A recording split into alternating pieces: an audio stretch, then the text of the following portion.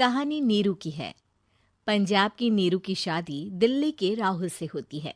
दिल्ली कितना बड़ा शहर है ना, लेकिन आप लोगों का घर तो बहुत छोटा है। हमारे पंजाब में तो ये बड़े बड़े घर होते हैं कि मजा ही आ जाता है। कोई बात नहीं नीरू, मैं भी तुम्हारे लिए बहुत बड़ा मकान बनाऊंगा बहुत जल्दी। नीरू के पिता जहाँ पंजाब के जाने माने व्यापारी थे, वहीं उसका पति राहुल दिल्ली में एक सिंपल नौकरी करता था। माँ, यहाँ तो घी मक्खन इतना महंगा है कि क्या बताऊं। मैं तो तरस ही जाती हूँ घी खाने के लिए। नीरू की माँ को ये सुनकर बहुत दुख होता है। मेरी बेटी को घी नसीब नहीं हो रहा है और ये बहू यहाँ बैठकर घी में शक्कर डाल रही है।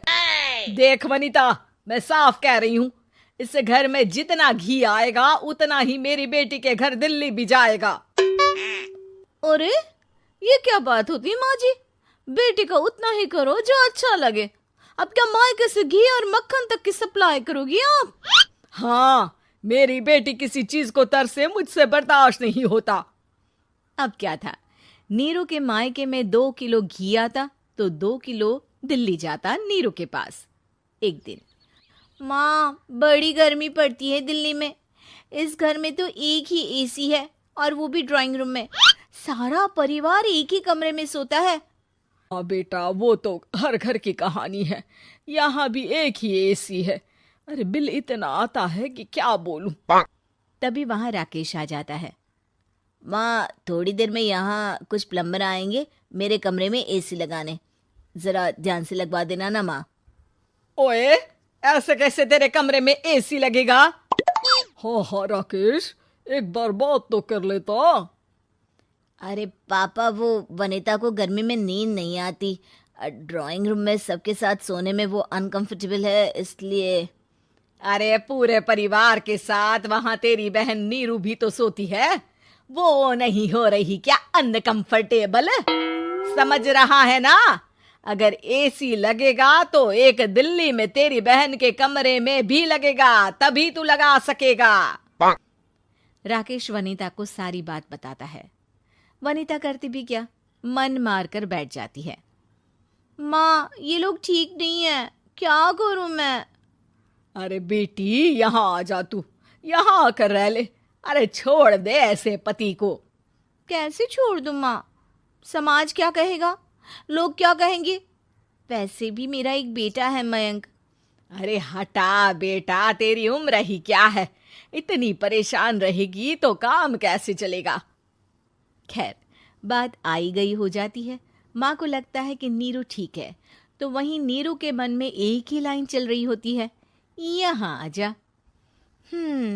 माँ ने तो बोल ही दिया है कि यहाँ आजा। बस मयंक थोड़ा सा बड़ा हो जाए, इन गरीबों को छोड़कर मैं वापस माँ के पास ही चली जाऊंगी। वो इसी सोच में बाजार में चल रही थी कि मैम, आपका दुपट्टा जमीन को छू रहा है। नीरू जैसे ही उस लड़की की तरफ देखती है, देखती ही रह जाती है। हाय रे, कितना सुंदर लड़का है ये। अब क्या हुआ? मैंने कहा आपका दुपट्टा। तो खुद ही उठाकर दे दो ना। लड़का समझ जाता है कि नीरू उस पर फिदा हो चुकी है। वो उससे उसका नंबर लेकर चला जाता है।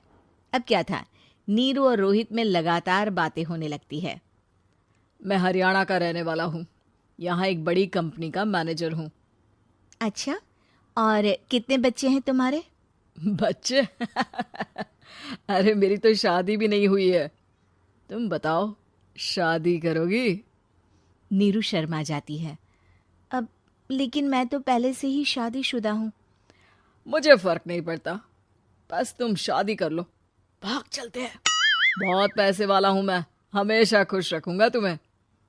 नीरू रोहित से मिलकर सारा प्लान बना लेती है और फिर एक दिन घर से भाग जाती है। दोनों शादी कर लेते हैं। शादी के बाद, क्या बात है नीरू, तुम्हें परेशान सा देखता हूँ, सब ठीक तो है ना? हाँ हाँ, सब ठीक है।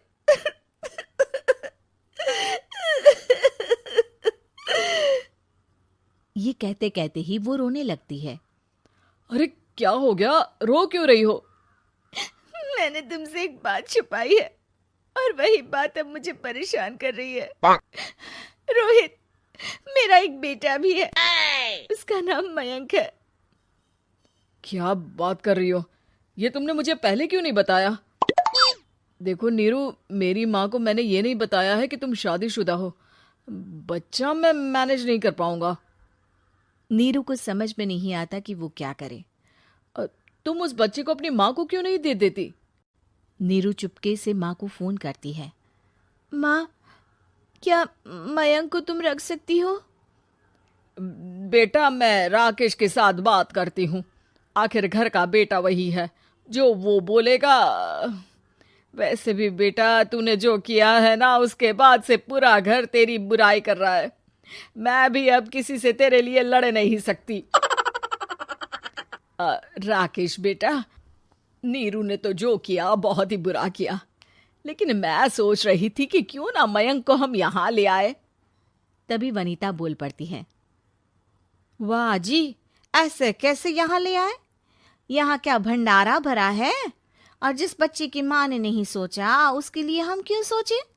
नीरू को एक बार तो अपने बच्चे के बारे में सोचना चाहिए था ना। अरे लेकिन तेरे पास भी तो लड़का नहीं है ना वनीता। माँ, वनीता ठीक बोल रही है।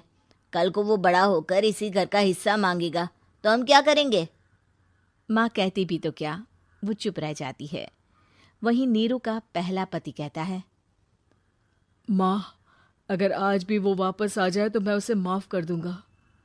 बेटा, गरीबी चीज ही ऐसी है, क्या करेगा। तू तो अब मयंक का सोच। वो बेचारा तो बिना माँ का हो गया। मयंक के खातिर तू दूसरी शादी कर ले बेटा।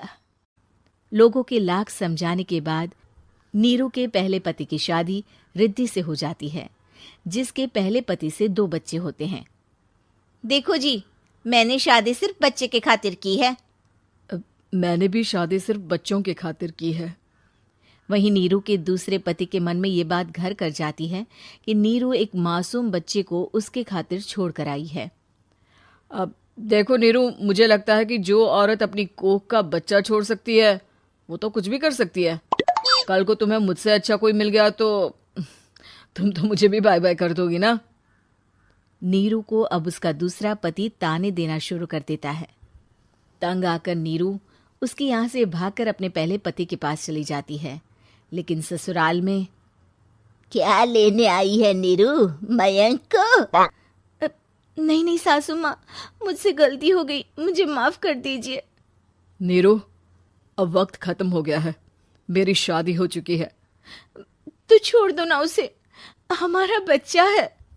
मैं आपको अपनी माँ नहीं मानता, मेरी नहीं मान तो बात अच्छी है। नीरू मयंक की बात सुनकर समझ जाती है कि उसके पास अब ना आसमान रहा ना ही जमीन।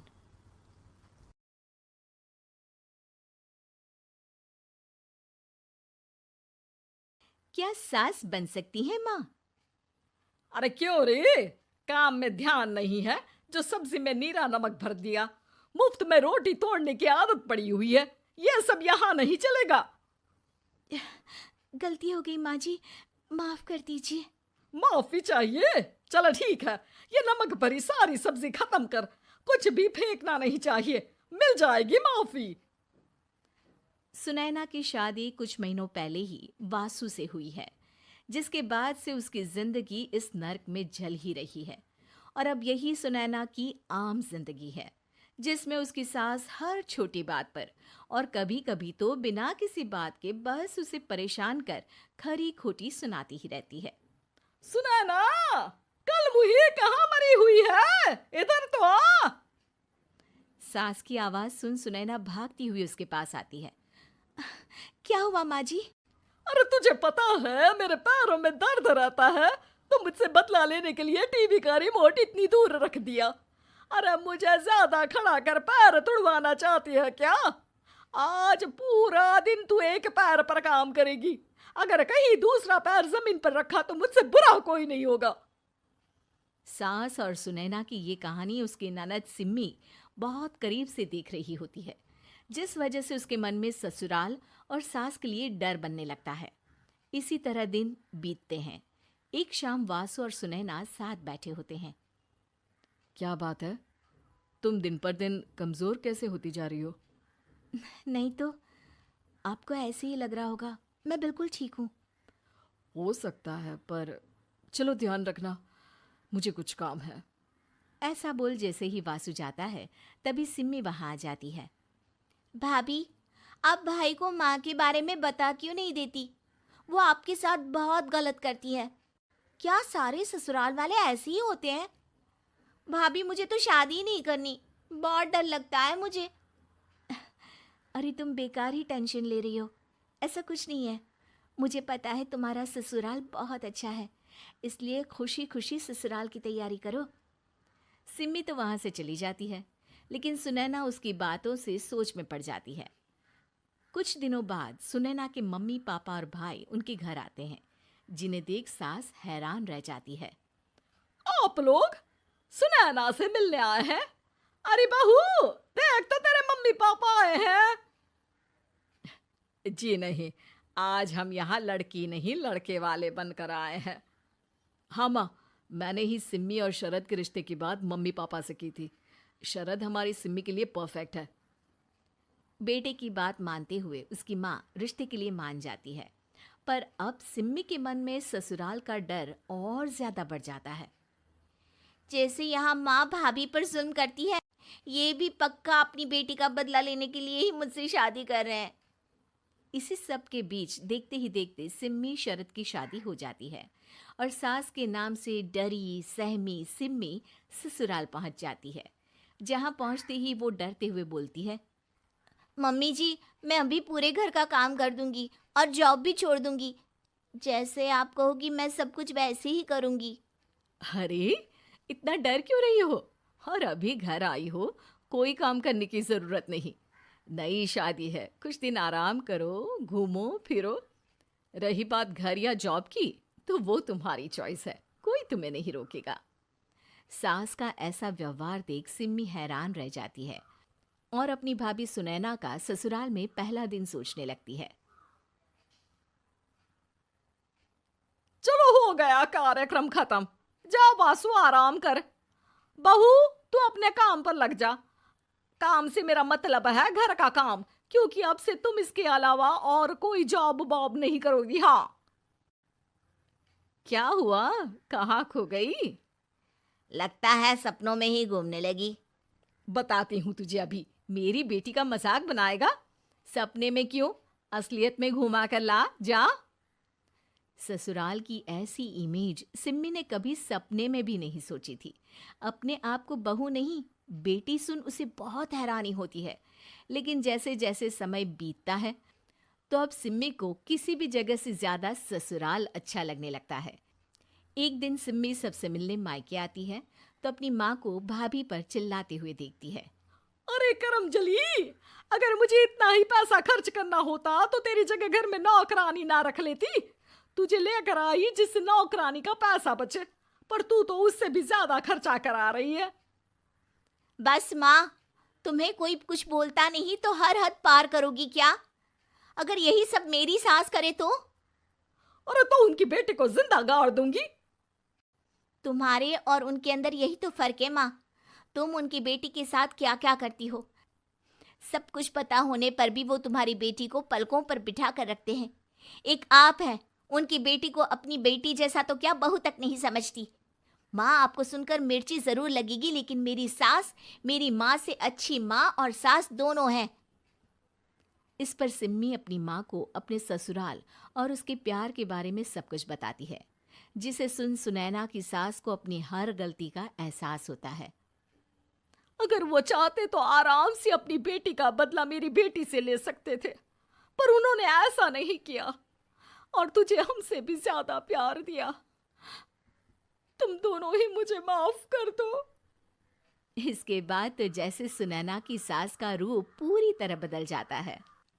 Mission successful. रिवेंज लेना है क्या?